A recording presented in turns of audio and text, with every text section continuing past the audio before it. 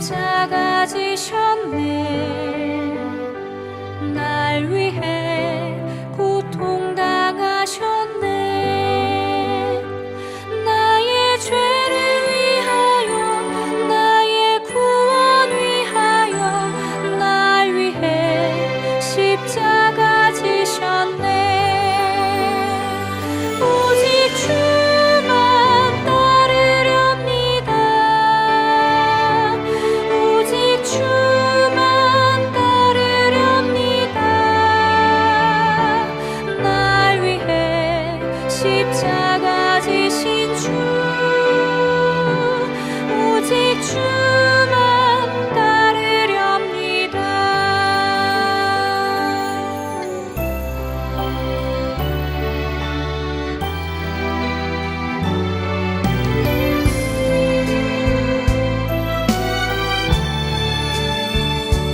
날 위해 십자가 지셨네. 날 위해 고통 당하셨네. 나의 죄를 위하여, 나의 구원 위하여, 날 위해 십자가 지셨네. 오직 주만 따르렵니다. 오직 주만 따르렵니다. 날 위해 십자가 지신 주,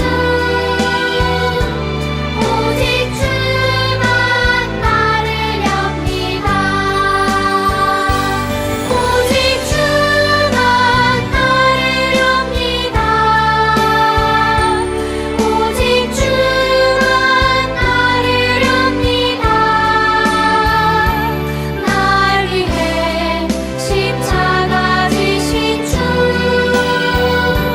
오직 주만 따르렵니다.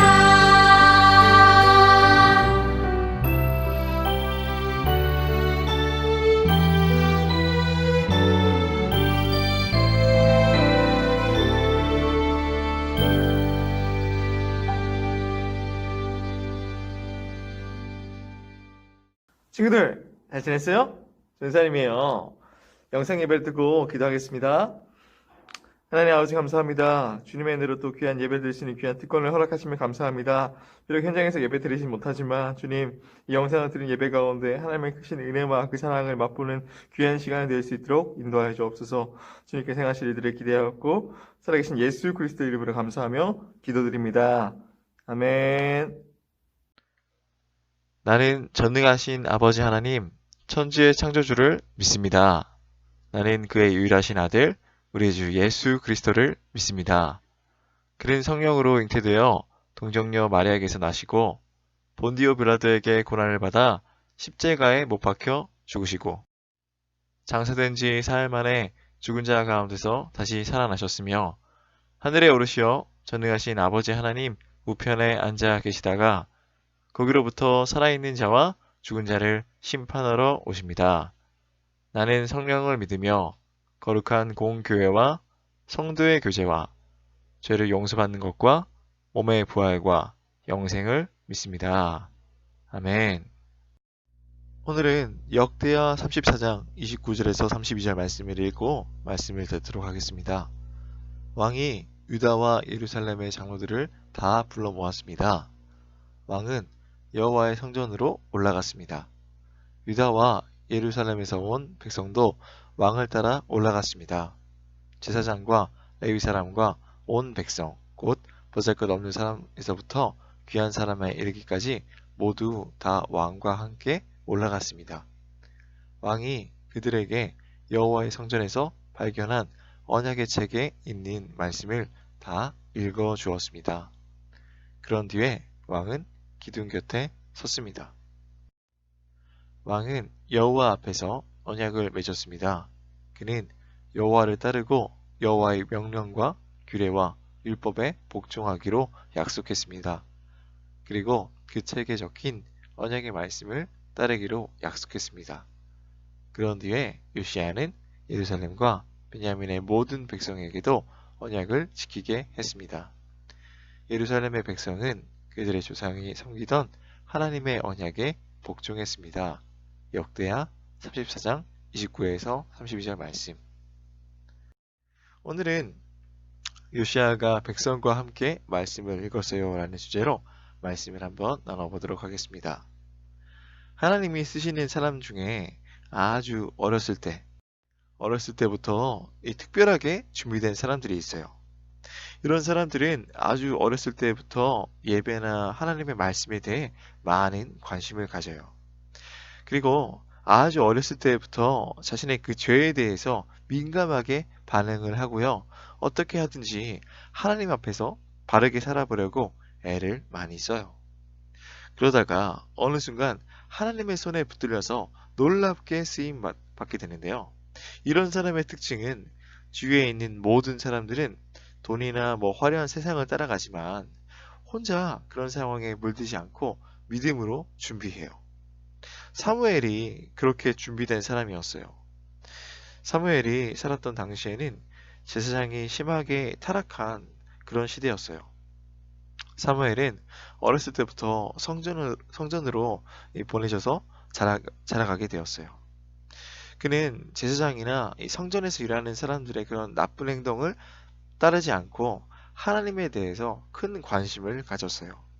그러다가 어느 날 사무엘은 자기를 부르시는 하나님의 그 음성을 듣게 되었어요. 유다라는 그 나라가 망하기 전에 유다를 마지막으로 일으킨 그 왕, 요시야 왕도 바로 이런 사람이었어요. 요시야가 유다의 이 왕이 되었을 때 불과 8살이었어요. 그러나 이 요시야는 그의 할아버지나 아버지가 우상을 섬겼던 사람인데도 불구하고 그런 타락한 길을 따르지 않고 철저하게 하나님을 섬겼던 그런 사람이었어요. 특히 이스라엘 땅에 있는 우상을 부수고요, 파괴했던 그런 일들을 했어요. 세상이 약할수록 하나님은 어린 백성들을 준비시켜서 일찍부터 하나님을 위해서 봉사하게 하세요. 그렇게 해야지 세상에 있는 때도 덜 묻게 되고 방황하는 그런 시간도 작아져서 더 온전하게 하나님을 위해서 살 수 있게 되는 거예요. 1절, 2절 말씀 보면요, 이렇게 써 있어요. 요시아가 왕이 되었을 때 나이는 8세였습니다. 그는 예루살렘에서 31년 동안 다스렸습니다. 그는 그의 조상 다윗처럼 여호와께서 보시기에 올바른 일을 했습니다. 요시아는 언제나 옳은 일만 했습니다. 이렇게 적혀 있어요. 아무것도 모르는 요시아는 아버지가 죽는 바람에 불과 8살, 이 8살의 나이에 유다의 왕이 되어버렸어요. 8살이면 밖에 나가서 친구들과 실컷 어울려서 놀 수 있는 그런 나이예요. 그러나 어떻게 된 일인지 알 수 없지만 요시아는 어렸을 때부터 하나님을 찾았어요.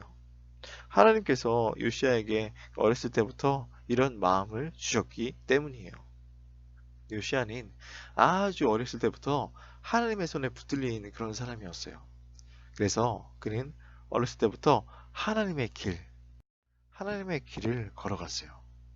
말씀을 보면 요시아가 여호와 보시기에 정직하게 행했다라고 말씀하고 있어요.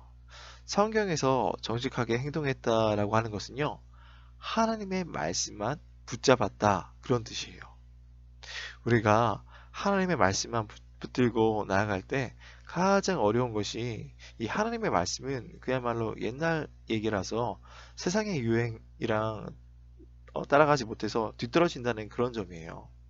세상에는 온갖 좋은 것들이 막 물밀듯 쏟아지고 있는데 이 하나님의 말씀만 붙든다는 것은요, 세상에서 너무나 뒤처지는 것처럼 그렇게 막 보여요. 그러나 우리가 하나님의 말씀만 붙들 때 하나님의 그 능력이 나타나게 돼요. 우리가 하나님께 온 마음을 다 드릴 때 하나님이 하늘의 복을 주셔서 우리를 가장 아름답게 하시는 거예요. 요시야 왕은 나이가 들면서 더 하나님을 가까이 하고 하나님이 원하시는 이 정치, 나라를 바르게 다스렸어요. 3절 말씀 보면 요시야는 왕을 있은 지 8년째 되던 해에 그의 조상 다윗이 따르던 하나님을 섬기기 시작했어요. 그때는 요시야가 아직 어렸을 때였습니다. 요시야는 왕이 된 지 12년째 되던 해에 유다와 예루살렘에서 거짓 신들을 몰아내기 시작했습니다. 이렇게 적혀 있어요. 이 요시야가 어렸을 때부터 이 하나님의 손, 하나님의 손에 특별하게 붙들린 사람이라 하더라도요, 왕이 되자마자 큰 일을 할 수 있었던 그런 건 아니었어요. 어려도 너무 어렸기 때문이에요. 그래서 요시야는 왕이 되고 난 후에 8년 동안은 아무것도 하지 않고 그냥 있었어요. 이 8년 동안이라는 기간은 요시야가 잘하는 시간이었어요. 하나님께서는 요시야가 어느 정도 일할 수 있는 나이가 될 때까지 무려 8년을 잠잠히 기다리셨어요. 그러다가 요시야가 16살이 되자 요시야는요, 어떤 체험을 하게 돼요. 성경은 요시야가 하나님을 구했다고 말씀하고 있어요. 그동안 요시야는 너무 어려서 하나님을 개인적으로 만날 기회가 없었던 거예요. 그러다가 요시야가 왕이 된 지 8년이 되었을 때, 즉 16살에 이 개인적으로 살아계신 하나님을 만나는 그런 체험이 있었던 거예요. 이때 하나님께서는 요시야에게 음성으로 나타나셔서, 이 목소리로 나타나셔서 그가 하나님만 의지하면 하나님께서 끝까지 지켜주실 것이라고 이렇게 말씀하셨어요. 요시야가 하나님의 은혜를 체험하자마자 이 나라 안에서 어떤 일을 일으켰던 것은 아니에요. 요시야는 또 다시 4년을 기다렸어요. 그래서 요시야 왕이 된 지 12년이 지나고 자기 나이가 20살이 되었을 때 이 예루살렘을 하나님 앞에서 깨끗하게 해야겠다는 그런 결단을 내리게 되었어요. 3절 말씀 보면, 그는 거짓 신들을 섬기는 산당들을 다 헐어버리고 아세라 우상과 나무로 만든 우상과 쇠로 만든 우상들을 없애버렸습니다. 라고 적혀있어요. 요시야는 그동안 하나님의 백성으로 사는 비결을 알게 되었어요. 하나님의 나라는 하나님이 계신 곳이기 때문에 하나님 앞에서 거룩하고 깨끗해야 한다는 것이었어요. 당시 유다에는 이 바알이나 아세레 같은 다른 많은 우상들이 잔뜩 세워져 있었어요. 요시야는 일단 유다라는 나라가 하나님이 기뻐하시는 나라가 되려면 이런 우상들을 다 없애야 한다고 생각했어요. 요시야가 이 유다 안에서 우상들을 없애기로 결단했을 때 이 찬성하는 그 의견을 따르는 백성들이 있었어요. 그래서 이들은 왕을 도와서 왕 앞에서 우상들을 부수었어요. 우리가 생각하기에 이 바알의 우상을 부수는 것이 쉬울 것 같지만, 당시 바알 우상을 부수는 자는요, 이 저주를 받도록 이렇게 그런 소문이 나 있었어요. 그런데 사람들 중에는 이 바알을 부수고 싶어도 그런 저주가 무서워서 두려워서 손을 대지 못하는 그런 경우가 많았어요. 그러나 유다의 왕이 직접 나서서 이 바알 우상을 부수니까 이 백성들이 이 거짓된 저주를 두려워하지 않게 되었어요. 완전히 우상을 없애는데 6년이 걸렸어요. 이제 요시야는 성전을 대대적으로 이제 수리해야겠다, 고쳐야겠다, 그런 생각을 하게 되었어요. 하나님의 다스림의 그 중심에는 성전이 있어요. 하나님의 백성들이 이 말씀의 다스림을 받으려고 하면 성전이 바르게 세워져야 돼요. 우리가 하나님의 말씀을 들으면 우리의 죄를 깨닫게 되고 또 하나님께 바른 예배를 드리고 싶어져요. 이 성전 예배는 하나님과 우리의 만남이고요, 하나님에게 사랑을 경험하는 그런 시간이에요. 요시야가 성전을 수리하려고 한 데는 이유가 있었어요. 성전 자체가 무너질 정도로 성전이 너무 낡아 있었던 거예요. 그래서 아마도 이 요시야는 이 성전을 대대적으로 수리하게 했던 것 같아요. 성전 안에서 이 웬만한 낡은 기둥이나 이 돌들은 아예 교체하는 이 대대적인 수리를 했던 거예요. 그러던 중에 이 제사장들은 성전 안 어느 곳에 누군가 깊숙이 감춰두었던 이 두루마리 율법책을 발견하게 되었어요. 요시야가 성전을 대대적으로 수리를 하면서 얻은 가장 큰 이 보물, 결실은요, 바로 이 율법책을 발견한 것이었어요. 14, 15절 말씀 보면요. 레위 사람들이 여호와의 성전에 있던 돈을 꺼내고 있는데 제사장 hil기야가 여호와의 율법책을 발견했습니다. 그 율법은 하나님께서 모세를 통해 주신 것입니다. hil기야가 서기관 사반에게 말했습니다. 여호와의 성전에서 율법책을 발견했다. hil기야가 그 책을 사반에게 주었습니다. 이렇게 적혀 있어요. 이 악한 왕들은, 나쁜 왕들은 하나님의 백성들을 말씀에서 떠나게 만들려고 이 율법책을 막 없애려고 했지만 하나님의 말씀은 남아 있었어요. 악한 마귀는 어떻게 해서든지 하나님의 말씀을 없애려고 온갖 수작을 부렸지만 하나님의 말씀은 없어지지 않고 살아 있었어요.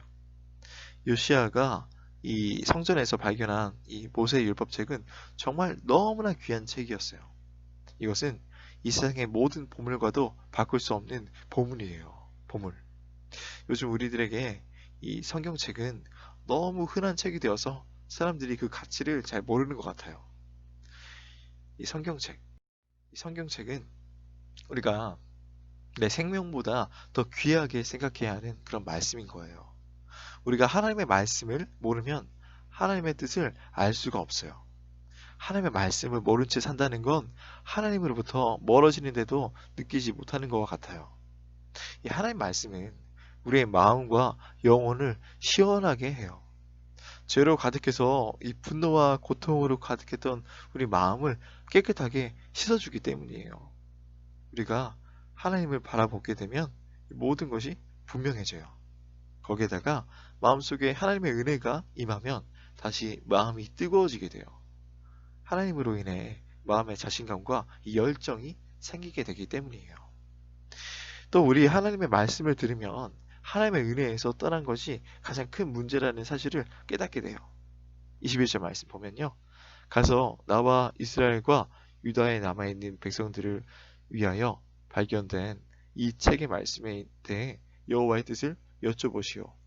우리 조상이 이 책의 말씀에 복종하지 않았기 때문에 우리를 향해 불붙는 여호와의 진노가 크오. 우리 조상은 우리가 지켜야 할 이 말씀을 따르지 않았소 라고 적혀 있어요. 이 요시야 왕이 보낸 사람들은 다른 사람을 찾지 않고 이 여자 선지자 훌다라는 선지자를 찾아갔어요.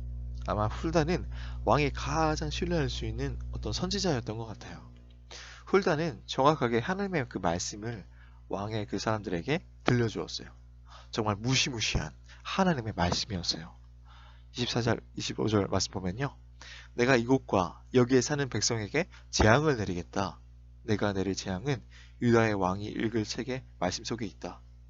유다 백성은 나를 저버리고 다른 신들에게 향을 피우며 온갖 악한 일을 하여 나를 노하게 했다.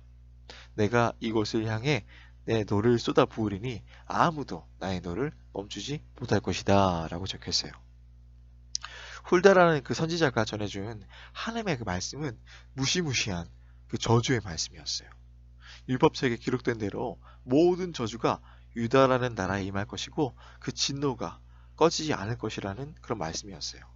그러나 하나님은 요시야에게 자비와 긍휼을 베푸셔서요. 말씀을 들은 요시야의 마음이 녹아내리게 하셨고 이 요시야는 옷을 찢으면서 울면서 기도했어요. 하나님은 이렇게 상한 마음으로 드리는 기도를 들으셔서 요시야 왕만큼은 눈으로 직접 유다 나라에 그 망하는 것을 보지 않게 하시겠다고 말씀하셨어요. 이것이 하나님의 마지막 결정이었어요. 유다는 이미 망하기로 정해져 있었고 단지 요시야 왕이 살아있는 동안 심판이 늦춰진 거예요. 이런 무시무시한 말씀을 듣고도 요시야는 낙심하지 아니하고 모든 유다 백성들을 하나님 앞에 모으고 이 율법의 말씀을 듣게 했어요. 모든 유다 백성들이 이 알아야 할 말씀이었기 때문이에요. 요시야는 이 백성들에게 하나님의 뜻을 전한 후에 우선 왕이 먼저 하나님 앞에 약속을 맺었어요. 31절 말씀 보면 이렇게 써 있어요. 그런 뒤에 왕은 기둥 곁에 섰습니다. 왕은 여호와 앞에서 언약을 맺었습니다. 그는 여호와를 따르고 여호와의 명령과 규례와 율법에 복종하기로 약속했습니다. 그리고 그 책에 적힌 언약의 말씀을 따르기로 약속했습니다. 라고 적혀 있어요. 요시야는 다시 하나님의 말씀을 붙들고 언약을 세웠어요. 약속을 세웠어요. 이후로 다시 유다 나라가 강하게 되었는데요. 요시야가 성전에서 이 두루마리 율법책을 발견하고 그가 죽을 때까지 유다는 다시 행복하게 성장을 이루는 그런 시간을 보내게 돼요. 그러나 요시야가 죽고 나서 시간이 지나자 하나님의 무서운 심판이 이루어지게 되었어요. 정리해 볼게요. 우리가 진짜 하나님의 복을 받기를 원한다면 다시 하나님의 말씀 앞에 우리의 온 마음을 다해 돌아와야 돼요. 하나님이 기뻐하시지 않는 모든 우상을 버려야 해요. 우상은 내가 하나님보다 더 사랑하는 것들을 말해요. 요시야 왕처럼 하나님께서 미워했던 우상들을 버리고 말씀에 순종함으로 축복을 누리는 우리 초등부 친구들이 되기를 주님의 이름으로 축복합니다. 자, 그러면 말씀을 잘 들었는지 성경 퀴즈를 진행하도록 하겠습니다. 첫 번째 문제입니다. 성경에서 정직하게 행동했다는 것은 무엇을 붙잡았다는 뜻인가요? 3, 2, 1. 요시야 왕이 우상을 없애고 무엇을 수리해야겠다고 생각을 했나요? 3, 2, 1. 내 생명보다 더 귀하게 생각해야 하는 말씀이 들어있는 책은 무슨 책인가요? 3, 2, 1. 정답을 보낼 때에는요, 초등 몇 부인지, 몇 학년 몇 반, 자기 이름, 그리고 정답 1, 2, 3번에 정답을 치어서 문자로 전사님에게 보내주면 되겠습니다. 그러면 주기도문 함으로 예배를 마치도록 하겠습니다. 하늘에 계신 우리 아버지, 그 이름을 거룩하게 하여 주시며 그 나라를 오게 하여 주시며 그 뜻을 하늘에서 이루심 같이 땅에서도 이루어 주십시오. 오늘 우리에게 필요한 양식을 내려 주시고 우리가 우리에게 죄 지은 사람을 용서하여 준 것 같이 우리의 죄를 용서하여 주시고 우리를 시험에 들지 않게 하시고 악에서 구하여 주십시오. 나라와 권세와 영광은 영원히 아버지의 것입니다. 아멘.